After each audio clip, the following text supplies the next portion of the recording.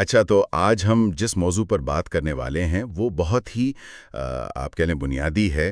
قرآن کے نقطہ نظر سے خدا کے وجود کے کیا دلائل ہیں؟ ہمارے پاس جو مواد ہے وہ اس موضوع کو ایک بڑے منظم قدم بقدم انداز میں پیش کرتا ہے۔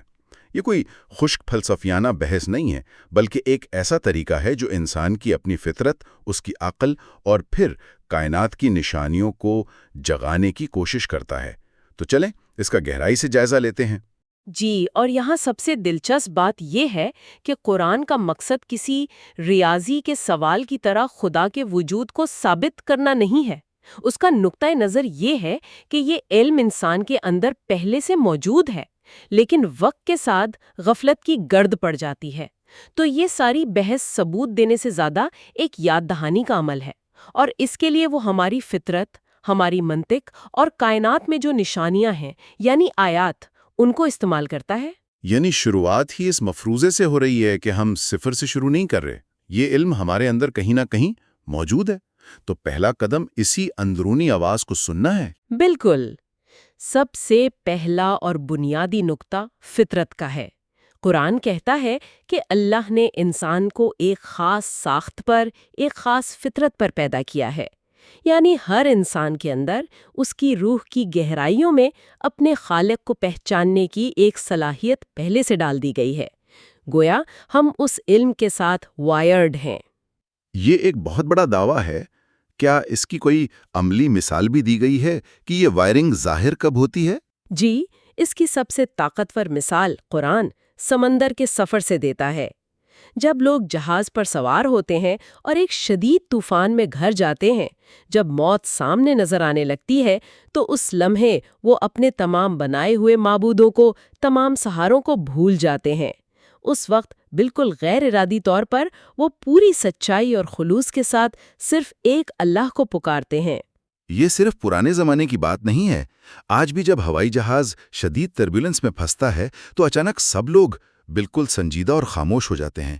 اس لمحے میں انسان اپنی حقیقت کے بہت قریب آ جاتا ہے۔ بالکل وہی بات ہے۔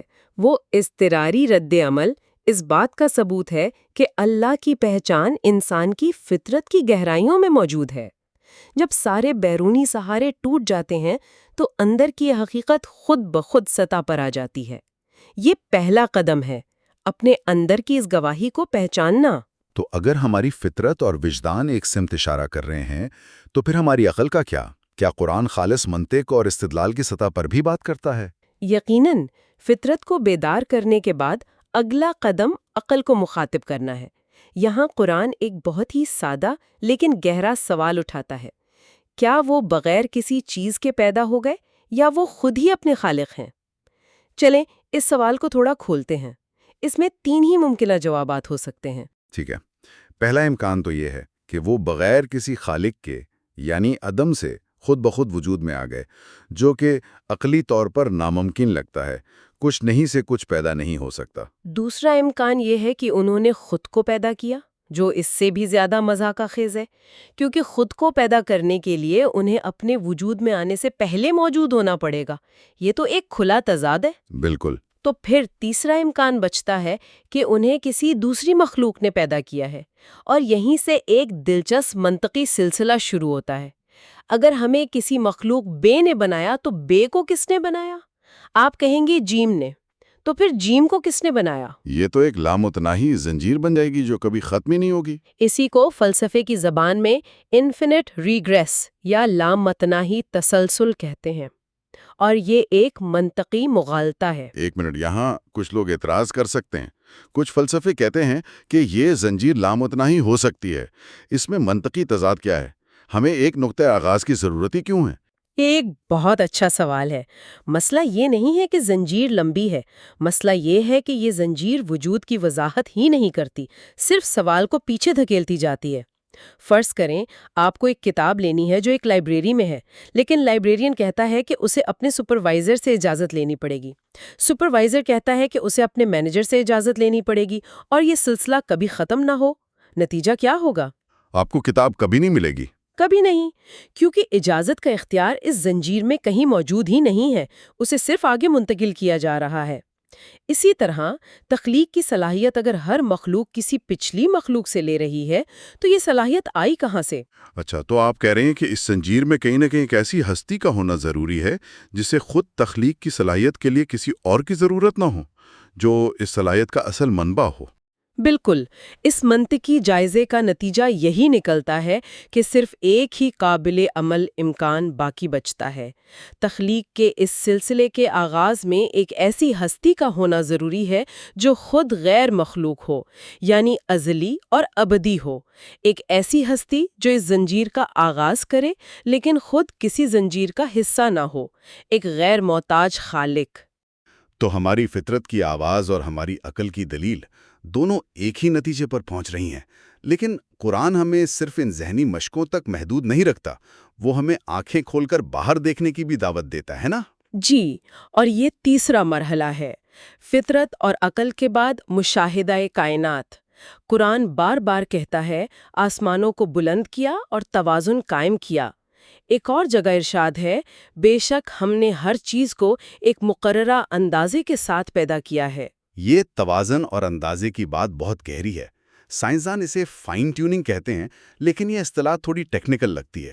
کیا آپ اسے کسی آسان مثال سے سمجھا سکتی ہیں؟ ضرور، اسے یوں سمجھیں کہ جیسے ایک بہت بڑا کتب خانہ ہو جس میں لاکھوں کتابیں ہوں۔ ایک زوردار دھماکے کے بعد وہ ساری کتابیں نہ صرف اپنی الماریوں میں واپس چلی جائیں بلکہ مصنفین کے ناموں کے حساب سے حروف تہجی کی ترتیب میں خود بخود لگ جائیں۔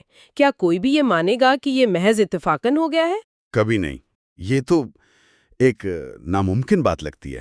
کائنات کا نظم و ضبط اور اس کا توازن اس مثال سے خربوں گنا زیادہ پیچیدہ اور نازک ہے۔ فزکس کے بنیادی قوانین جیسے کشش ثقل کی طاقت یا ایٹم کے اندر موجود قوتیں، اگر ان کی قیمت میں ایک بال برابر بھی فرق ہوتا تو ستارے، سیارے اور زندگی کا وجود ہی ممکن نہ ہوتا۔ یہ بے ترتیب افراتفری سے پیدا نہیں ہو سکتا۔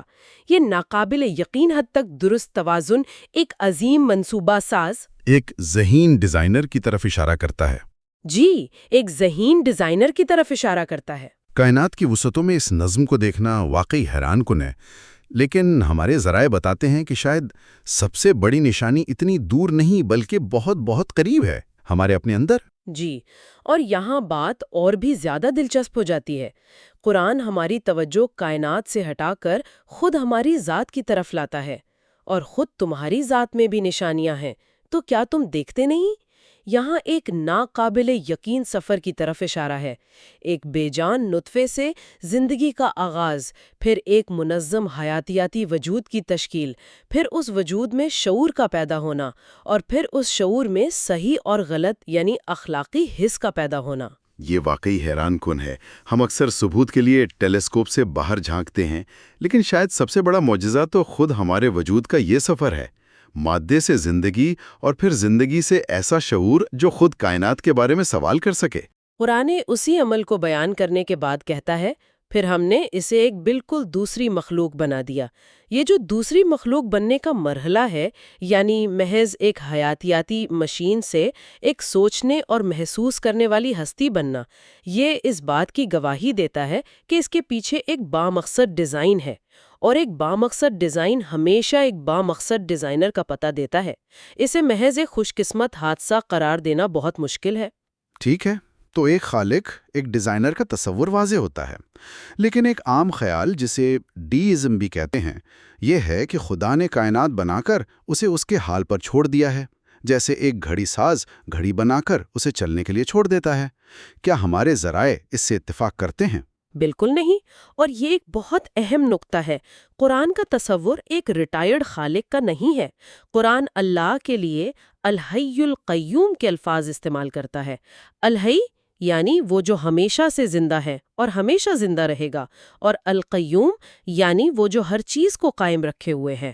تو یہ صرف ایک خالق کا تصور نہیں ہے جو کائنات کو سٹارٹ کر کے چلا گیا، بلکہ یہ ایک ایکٹیو مینیجر کا تصور ہے جو ہر لمحہ اسے چلا رہا ہے۔ بالکل، وہ کائنات کا صرف سٹارٹر نہیں ہے بلکہ اس کا سسٹینر بھی ہے۔ قرآن میں ایک اور جگہ آتا ہے، وہ ہر آن ایک نئی شان میں ہے۔ اس کا مطلب ہے کہ کائنات آٹو پائلٹ پر نہیں چل رہی۔ ہر ستارے کا اپنی جگہ قائم رہنا، ہر پتے کا گرنا، ہمارے دل کی ہر دھڑکن، یہ سب ہر لمحہ اس کے فعال حکم اور نگرانی کی محتاج ہیں۔ اگر وہ ایک لمحے کے لیے بھی اپنی توجہ ہٹا لے تو یہ پورا نظام بکھر جائے گا۔ یہ ایکٹیو مینیجر کا تصور ایک اور سوال پیدا کرتا ہے۔ اگر ایک کی ضرورت ہے تو دو کیوں نہیں ہو سکتے، یا ایک پوری کمیٹی کیوں نہیں ہو سکتی؟ قرآن وحدانیت پر اتنا زور کیوں دیتا ہے؟ یہ ایک منطقی سوال ہے، اور قرآن اس کا جواب بھی خالص منطق سے دیتا ہے۔ قرآن کہتا ہے اگر زمین اور آسمان میں اللہ کے سوا دوسرے معبود بھی ہوتے تو دونوں دھرم برم ہو جاتے۔ لیکن کیوں؟ یہ کیوں فرض کر لیا گیا کہ وہ آپس میں لڑیں گے؟ کیا یہ ممکن نہیں کہ دو یا زیادہ طاقتور ہستیاں مل کر ہم آہنگی سے کام کریں؟ اس کی منطق گہری ہے۔ خدا کے تصور کا لازمی جز اس کا حتمی ارادہ یا الٹیمیٹ ول ہے۔ اگر دو خدا ہیں تو دو حتمی ارادے ہوں گے۔ اب دو ہی صورتیں ہیں، یا تو ان دونوں کے ارادے ہمیشہ ہر معاملے میں 100% ایک جیسے ہوں۔ اگر ایسا ہے تو وہ عملی طور پر ایک ہی ہیں، دو الگ ہستیاں نہیں ہیں، یا پھر ان کے ارادوں میں کبھی نہ کبھی کسی نہ کسی معاملے میں اختلاف ہوگا۔ جس لمحے اختلاف ہوگا، کائنات کے قوانین میں تصادم پیدا ہوگا۔ ایک چاہے گا کہ سورج مشرق سے نکلے، دوسرا مغرب سے۔ نتیجہ کیا ہوگا؟ افراتفری اور تباہی۔ اور عملی طور پر بھی ہم دیکھتے ہیں کہ کسی بھی ادارے یا ملک کو چلانے کے لیے ایک حتمی اتھارٹی کی ضرورت ہوتی ہے۔ اگر دو CEO ہوں تو کمپنی تباہ ہو جاتی ہے۔ تو یہ دلیل ہماری روزمرہ کی زندگی سے بھی جڑتی ہے۔ بالکل۔ کائنات میں جو ہم آہنگی، جو نظم اور جو اٹل قوانین نظر آتے ہیں، وہ اس بات کا ثبوت ہے کہ اس کے پیچھے ایک ہی حتمی ارادہ کار فرما ہے۔ یہ مربوط نظام ایک ہی حاکم کی گواہی دیتا ہے۔ ہم نے وجود، ڈیزائن اور وحدانیت پر بات کر لی، لیکن ایک اور پہلو ہے جو بہت زیادہ انسانی اور ذاتی محسوس ہوتا ہے، اور وہ ہے انصاف کا تصور۔ اگر یہ کائنات اندھی اور بے مقصد ہے تو پھر انصاف کے کیا معنی؟ یہ آخری اور شاید سب سے زیادہ وجودی دلیل ہے۔ قرآن انسان کے ضمیر کو جھنجھوڑتے ہوئے ایک سوال پوچھتا ہے، کیا ہم فرما برداروں کو مجرموں جیسا کر دیں گے؟ یہ ایک ایسا سوال ہے جس کا جواب ہر انسان کے اندر سے نہیں میں ہی نکلتا ہے۔ یہ فطری طور پر غلط لگتا ہے کہ ایک ظالم اور ایک مظلوم کا انجام ایک جیسا ہو۔ ہمارا ضمیر اس خیال کے خلاف بغاوت کرتا ہے۔ انسان کے اندر انصاف کی یہی فطری خواہش اس بات کی طرف اشارہ کرتی ہے کہ ایک اعلیٰ اخلاقی قانون موجود ہے اور اس کا دینے والا بھی کوئی ہے۔ یہ دلیل احتساب کے تصور سے جڑی ہوئی ہے۔ اگر اچھائی اور برائی میں واقعی کوئی فرق ہے تو اس کا فیصلہ بھی ہونا چاہیے۔ اسی لیے قرآن یاد دلاتا ہے اور اسی کی طرف تم لوٹائے جاؤ گے۔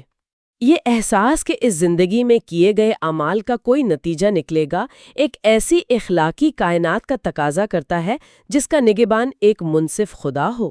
تو اگر ہم ان سب کو جوڑ کر دیکھیں تو یہ الگ الگ دلائل نہیں ہے، بلکہ ایک مکمل تصویر بناتے ہیں۔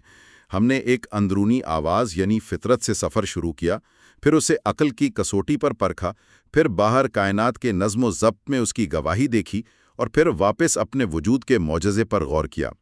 ہر قدم پچھلے قدم کو مضبوط کرتا ہے۔